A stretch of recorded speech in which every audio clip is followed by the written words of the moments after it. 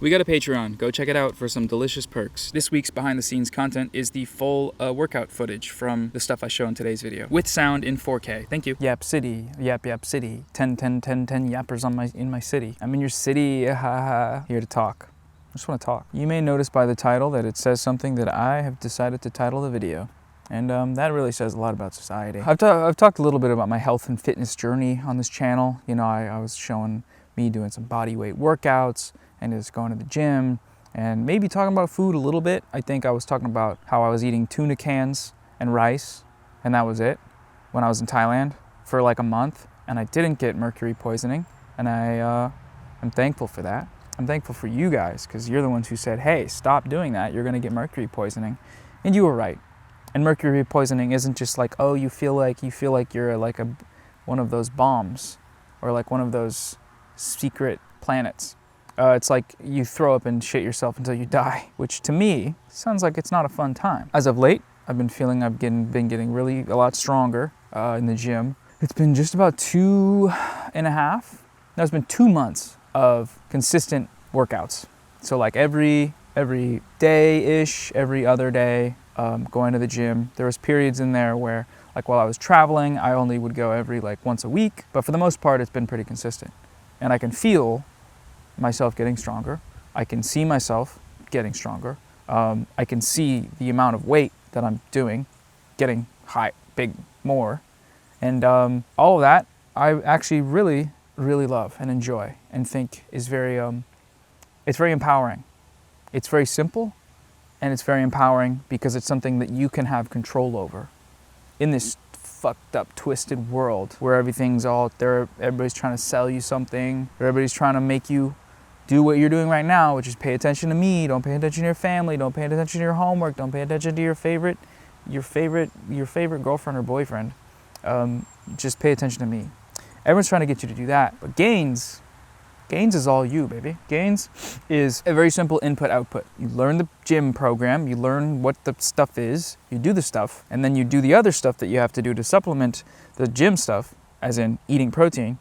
And then there, you get stronger, gain muscle, look better, feel better, yada, yada, yada. And that's good. I think it's great. I think it's one of the coolest actually things. Well, not one of the coolest. It's just like a cool thing. That's it. I'm not trying to be hyperbolic here. There's been many periods of time where it's been really hard to be consistent with the gym.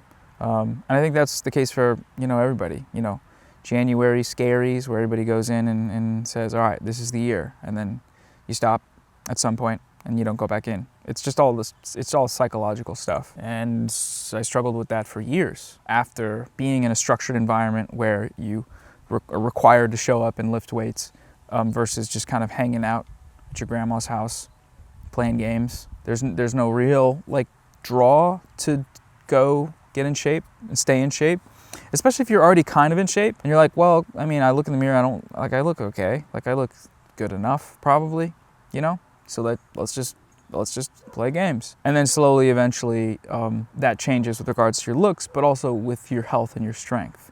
My bones and my joints, my gamer bones and my gamer joints, not in a cool, fast reaction kind of way. No, in like I'm in my secret lab chair all day. And I'm not sitting as you should with good posture. I'm I'm shrimped up. And stuff like that, it's really easy to get into a cycle of, not even a cycle, just an entire life environment, where you just this stuff slowly creeps into your life, and then before you know it, you're like really sore and tired, and you just can't do as much as you would used to be able to.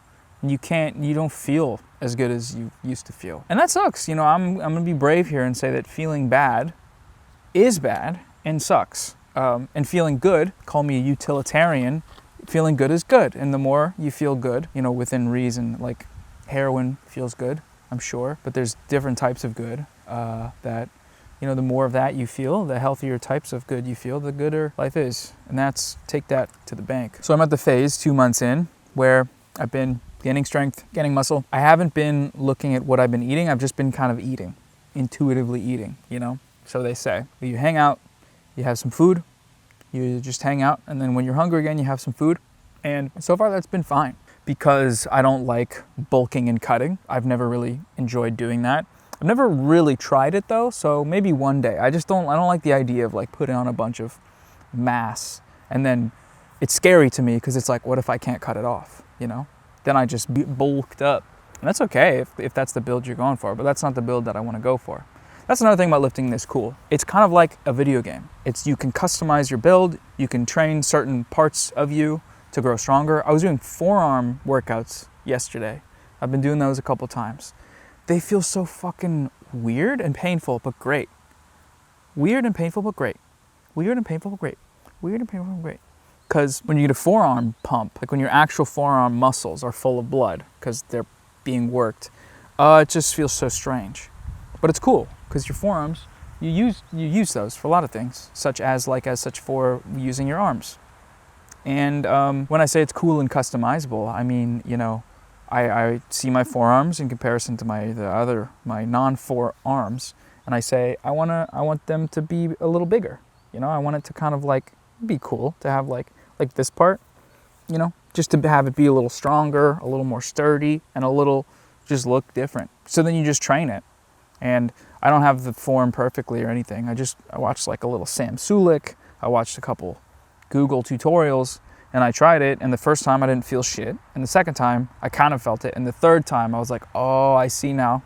My mind is connected to the muscle now and it's growing, and that's sick. And then you just slowly customize yourself. Like I have a weak shoulder here. So it's like in the game you have like damage taken to your thing that you need to heal up. So to heal that up, you have to train it, you know, pretty carefully. You have to do stretches. There's all these techniques and things to strengthen the surrounding muscles so that the joint can have more support. And then slowly, as you do that over time, and you make sure you're being even with your workouts. So like I'll work this shoulder substantially less than it can be worked because this shoulder's weaker and I'm trying to match the strength and I don't want to be imbalanced, you know. And that's, you know, visual. It's like I don't want one big shoulder. It's not really something that can happen unless you go crazy with it. But it's also just for health, you know.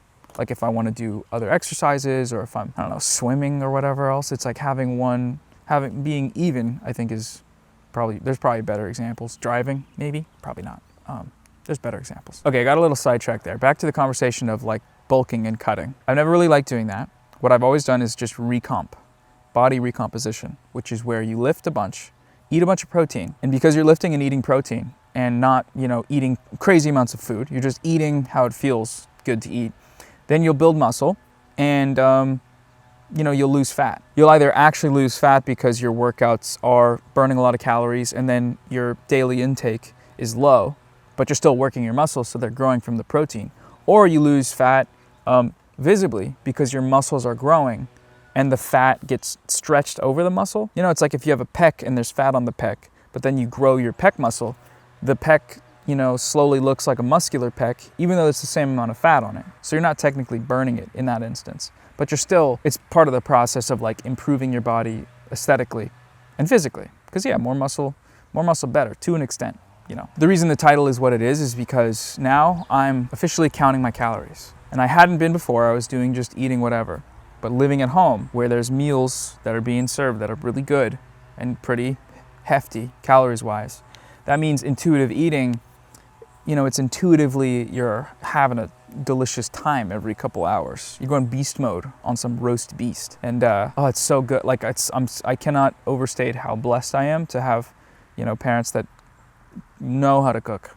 They know how to cook. I am eternally grateful. I wish I got their genes of cooking and being really into cooking. I cannot inherit those genes while I live here because they're cooking. And they're fucking cooking when they're cooking. If you know what I mean. That's Gen Z slang for it tastes good. But that makes it so that if I am, you know, just eating as one would normally in any environment, I'm going to be eating more than I typically would want to. And so I'm basically at the same weight, but I can feel the fat on my body pretty much staying consistent, which is fine because again, I'm building muscle. But for a period of time now, I want to do an experiment where I count calories and see what happens, where I stay consistent on one thing, just as a science experiment. I'm not trying to, you know, I'm not doing like a 1,000 calories a day, shred cut, crazy boy time. I'm just doing a I think I have it set for 2,200 a day, which is admittedly low for, I think 2,000 is the adult FDA approved limit. But because I train every day, pretty much, 2,200 is pretty low. That's really low, especially if I do cardio, if I do 2 workouts in a day. That's very low. And I've noticed that because each day I've basically gone about 400 to 500 calories over, which again, that's fine because it's just an experiment. Like if I'm going 2,700 calories, 500 over, maybe I'll adjust the goal, but I can still track and see what's happening with my body with context. It's not just like, oh, today I ate whatever and I don't really know what it was and I had a big late night snack. And like, no, I'm tracking my late night snacks. I'm tracking them the next day, which is what's the spooky part. This is the demon. The calorie cutting sleep paralysis demon is late night when you're over on calories and you're hungry. And you're not just hungry, but you're craving. It's fucked up because again, living at home, 2 nights ago, there was German chocolate cake. There was Cherry's Jubilee ice cream. There was s'more materials in one of the cabinets that's visible. You walk upstairs, you see marshmallows, Hershey's, and graham crackers. It sounds like I'm complaining. I'm not. It's amazing, but it's fucked for someone that has dealt with binge eating.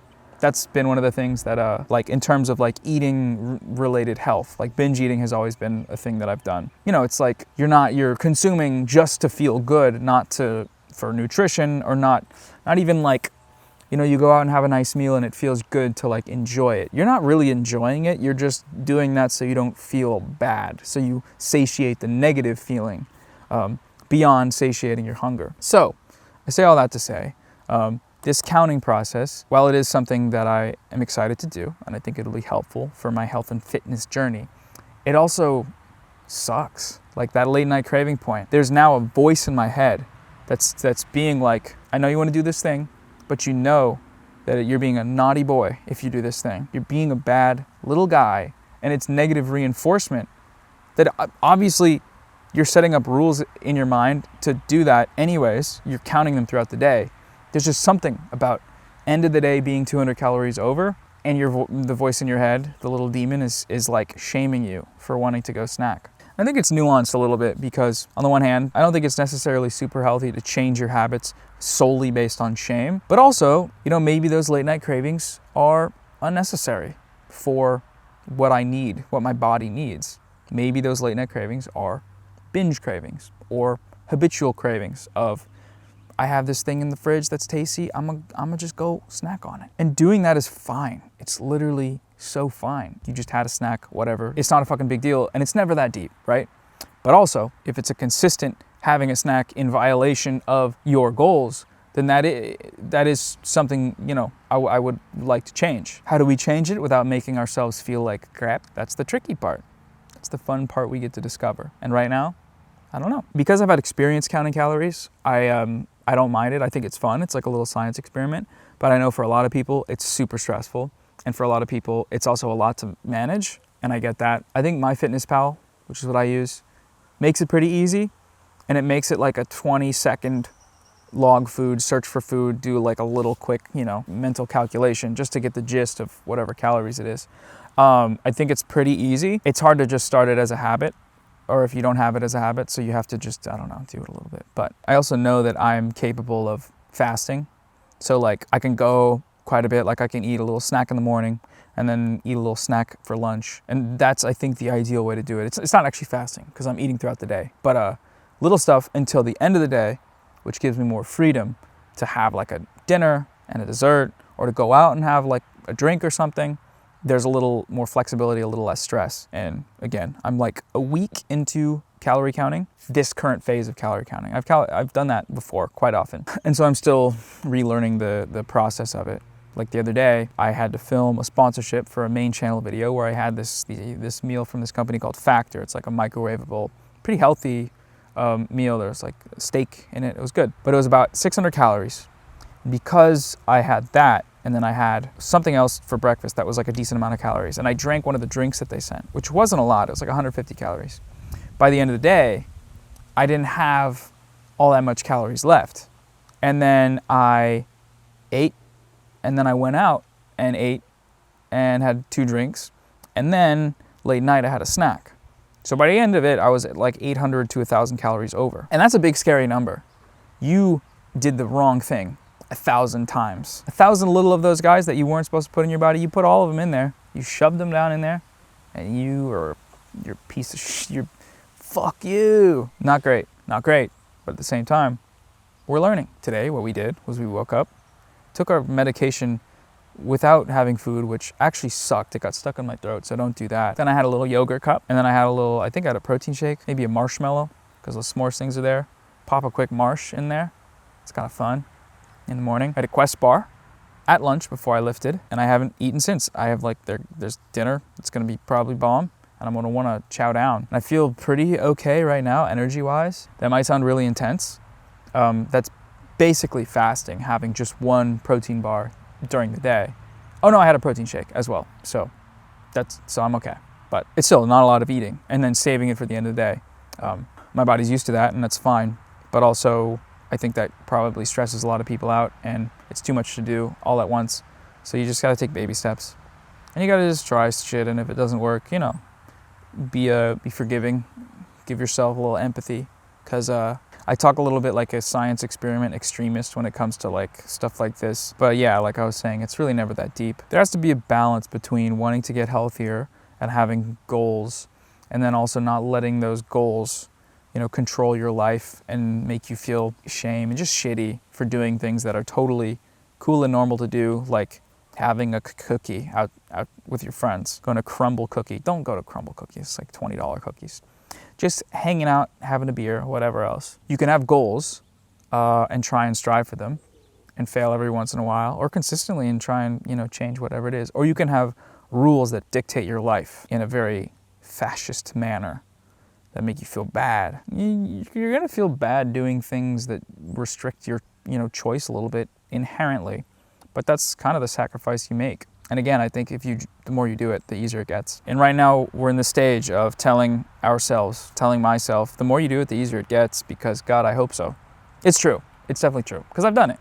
It's just right now, that demon, man, that damn demon in my mind, telling me I'm being a bad boy. I'll conquer the demon. I'll befriend the demon. We will get lunch, and I will eat in front of the demon's face 2 burgers, not 1, not 3, 2 burgers. Just to show him who's boss. But deep down, he and I will both know that I didn't have breakfast and that I'm gonna have a light dinner. But that's okay. Your body really doesn't need that much, It doesn't. I've done a 5-day water fast. Absolutely insane. But fun, interesting. The second and third days, it was like gun in the mouth, swallow the barrel. The third day was like, I'm floating. I can levitate. The latter half of the third, and then the fourth and fifth. The fifth was just like nirvana in the mind. Really interesting thing that you can do. Actually, I don't do that actually unless it's like supervised or you've researched it and stuff. What I learned from that though is that if it's late night and I've already had 2,500 calories in a day, I really don't need to have s'mores. I just don't.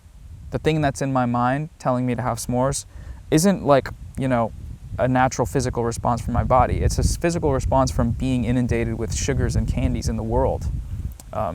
And having habits built upon that world that we live in. And I don't know, have a s'more and just hang out and have a treat and stuff, but I don't know where I'm going with this. Just have a s'more, but also, if you got goals, do your best to stick to them. And that's the message for today's video. I'll probably eventually start doing progress photos and stuff, or progress videos.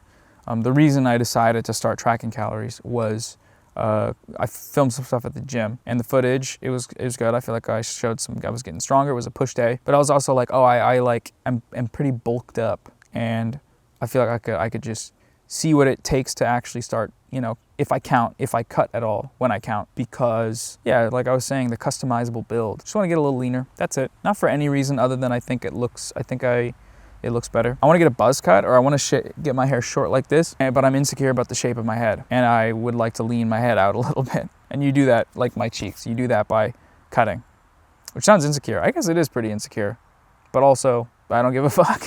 Well, I guess being insecure means you do give a fuck inherently, but I don't care that I'm acknowledging fully that I'm being insecure, because it is what it is, You do things in life, you make choices so that you can feel good, and I think it's totally fine to want to cut a little bit. to make my head less round. Maybe my head will be round forever. Who knows? I'm here to prove the haters wrong. All the haters that said, he will never not have a round head.